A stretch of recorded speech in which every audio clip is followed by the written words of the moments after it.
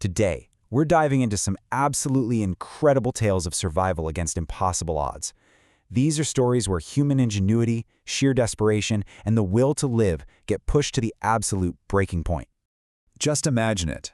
Imagine being told there is literally no way out. Maybe you're locked behind feet of steel and concrete, or you're adrift in a freezing ocean on a ship everyone called unsinkable. The people in these stories, they were all trapped, and they were all told it was hopeless. But they fought back. All right, so first things first, we have to understand the cages themselves. And I'm not just talking about physical walls. These were psychological fortresses, built specifically to crush your spirit and make you give up all hope. Our first cage is Stalag Luft 3, deep in a snowy forest in Poland during World War II. This camp wasn't for just any prisoners. Oh no. The Germans built this place for one reason: to hold Allied prisoners who were known escape artists. This was supposed to be the end of the line. I mean, look at the measures they took. The barracks are literally lifted off the ground, right? That was so guards could easily spot any fresh dirt from a tunnel. But the craziest part? They buried seismic microphones deep underground, designed to pick up the tiniest sound of digging. Every single detail of this place screamed, "Don't even think about it." Now let's go from a hell built by man to one carved out by nature itself: Alcatraz. Smack in the middle of San Francisco Bay, The Rock was America's ultimate prison.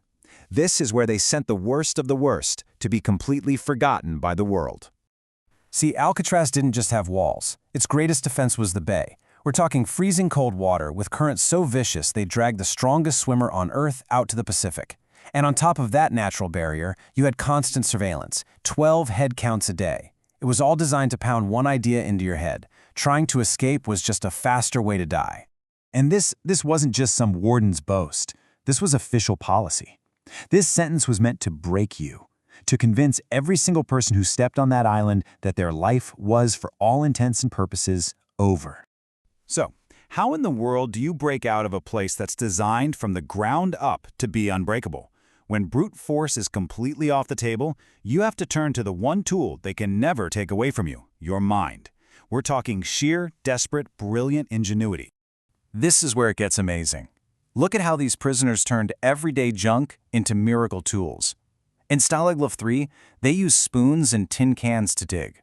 They pulled apart over 4,000 bed slats just to build supports for a tunnel that was over 300 feet long. And at Alcatraz, they somehow got their hands on a vacuum cleaner motor and turned it into a drill to chew right through concrete. Unbelievable.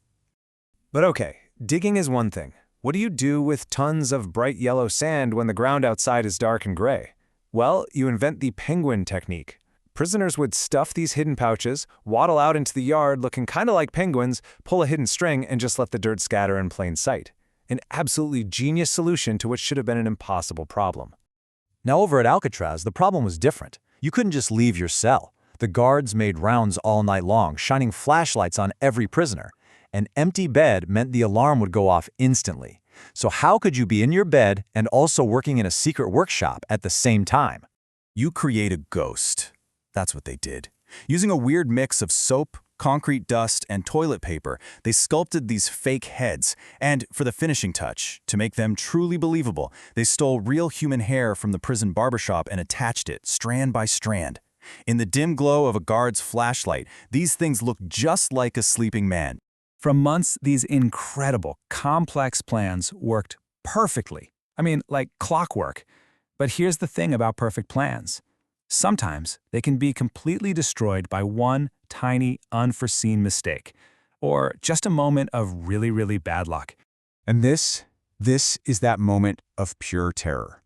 After a whole year of digging, the first man out of the tunnel at Stalag Luft 3 was expecting to see the darkness and safety of the woods. Instead, he saw a wide-open field of snow, directly in the line of sight of a guard tower. They had miscalculated by just 15 feet, and it turned their lifeline into a death trap. Sometimes the glitch isn't just one mistake, it's a whole chain of them, all born from arrogance.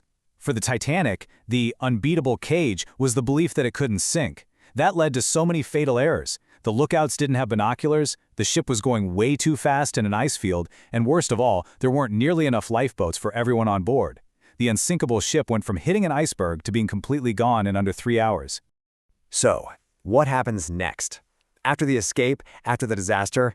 Well, the aftermath of these stories is a stark mix of tragedy, a little bit of triumph, and some really tantalizing, enduring mysteries. Of the 76 men who made it out of that tunnel, only three actually made it to freedom. The rest were caught, and in a total violation of all rules of war, a furious Adolf Hitler personally ordered 50 of them to be executed. A truly brutal price to pay for just a moment of freedom. Just look at that number. 1,500. That's roughly how many people died when the Titanic went down. 1,500 souls lost to the freezing Atlantic, all because of pride, a lack of lifeboats, and a chain of fatal errors. And then you have the mysteries that just linger. For the Alcatraz guys, we never got the final chapter. They vanished. The official story is that they drowned, but no bodies were ever found, which leaves that incredible question: did they actually pull it off?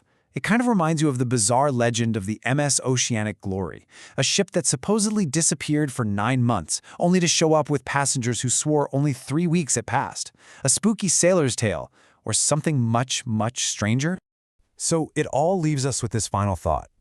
When you think about the 50 heroes from Stalag Luft III who were executed, or the guys from Alcatraz who might have made it, it really makes you question what survival even means. Is it just about taking one more breath? Or is there something to be said for the defiant, incredible, and courageous act of fighting back, even when everyone tells you it's impossible?